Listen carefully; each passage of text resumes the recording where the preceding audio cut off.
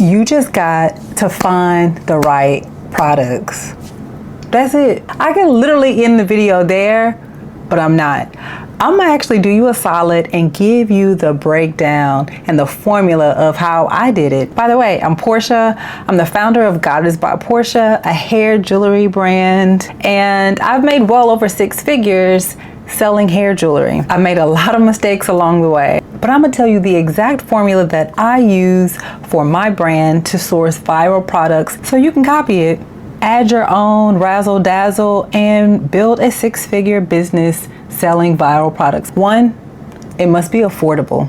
So you want to be targeting products that are inexpensive that you can mark up 3 to 5 times. So for instance, if you source a $5 water bottle, you need to be able to sell that same water bottle for $25. Number 2, it gotta be easy to ship. So whatever your viral product is, make sure that it's lightweight and it's easy to ship. And number 3, one size fits all. I know it's gonna be so tempting to start your clothing brand or your boutique, and those aren't bad ideas, but if you want a viral product that you can scale and scale quickly, if you think about it like this, if you wanted to sell this shirt, you need to carry it in extra small, medium, large, extra large.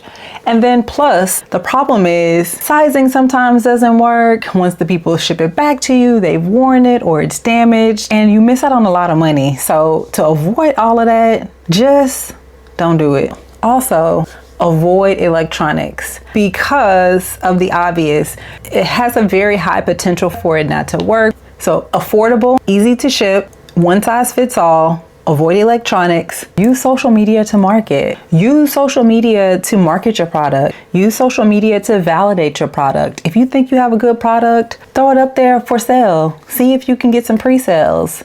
Run some ads. See if people are clicking and where they're clicking to see if they really want it before you go and buy a whole bunch of them from China or somewhere else. You can also use other options like Amazon, Etsy, all of those places. They have marketplaces, and so you can see what items are selling well in different shops or different stores, and they have apps to do that. So just do your research. For me, I started selling hair jewelry completely by accident. Do you hear me? I had some hair beads in and they were very extra, and when I wore them I just felt so beautiful. I would get so many compliments and people would always ask where I got them from. I got so many questions that I said I probably should be selling these. So initially I would just buy them from where I purchased them from and I would just mark up the price until I was minding my business and an old video went viral. Actually, I'm gonna show you. This is a video right here that made my goddess beads pop off. I look like these. I look like these. I look like these. I look like these. I look like these. I look like these. I also look like this. Cause you know, I likes to switch it up, okay? So the video went viral and so many people were in them comments asking where you get the beads from. Where the beads from?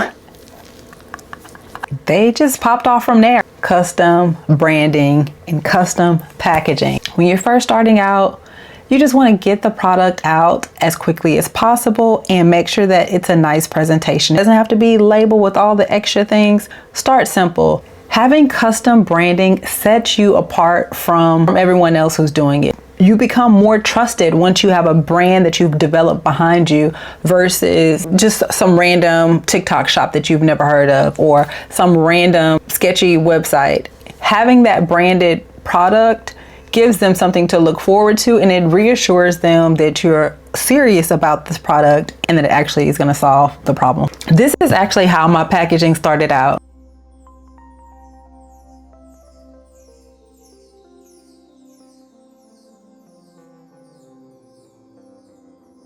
And over time, it developed, became a brand. This is what my packaging looks like now. And if you want a full video of my packaging, what methods I use to ship my products in the most affordable way possible, let me know. I'll be glad to make a video like that. Or even if you're curious to know who I source my packaging through, I will be glad to share that. Comment below what you want to see next and I got you. Now, The perfect case study is the company Cakes. Have you ever heard of Cakes? So Cakes is a brand that makes pasties, like silicone nipple covers that are washable, they are reusable, they come in various skin tones. I purchased them.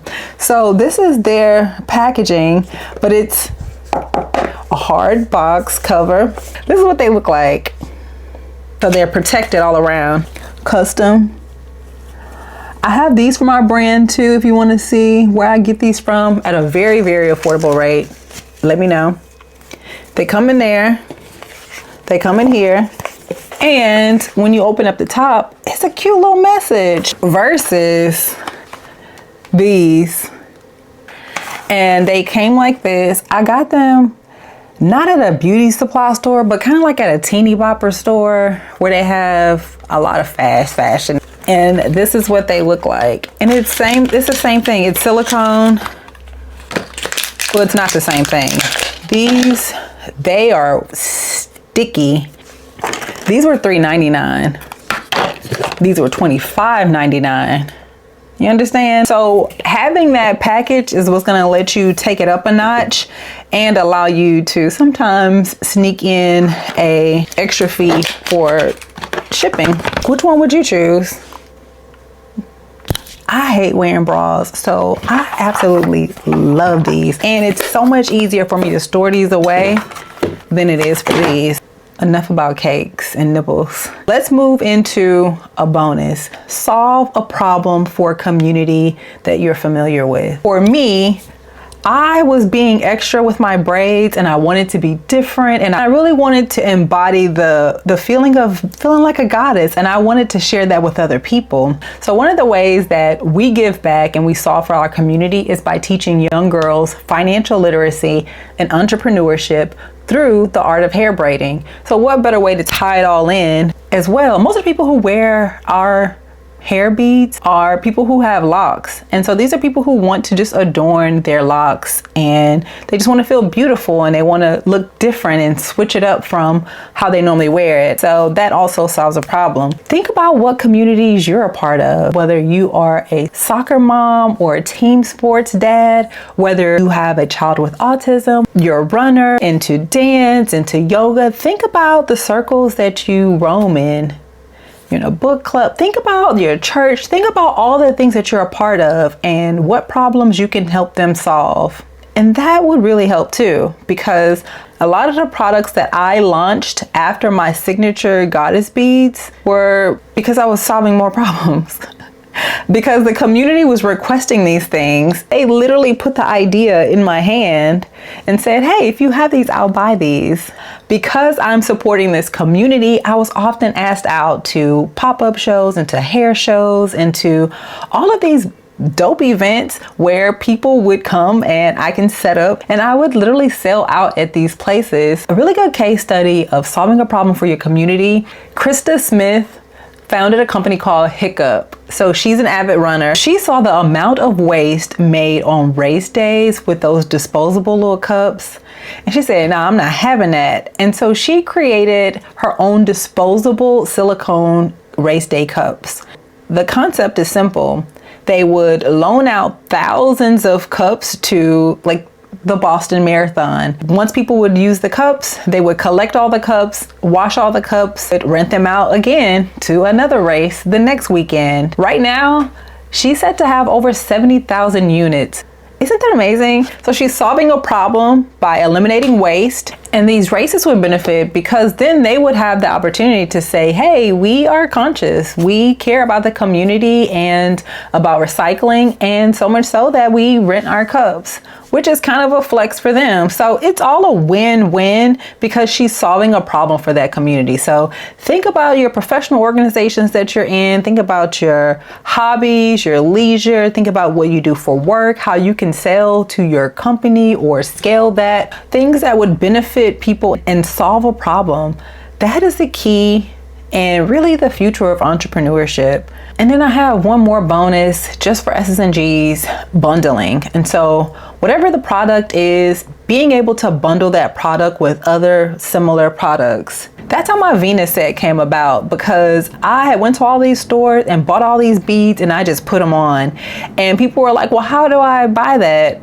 And I'm like, So then I had to actually source these beads from all different manufacturers, all different suppliers, then put them together. And because they don't have to then go to all of these beauty supply stores, I can charge a premium rate for that. The next video, I'm gonna be diving more into how to source products safely from China and how to not get scammed. Because baby, the scammers are scamming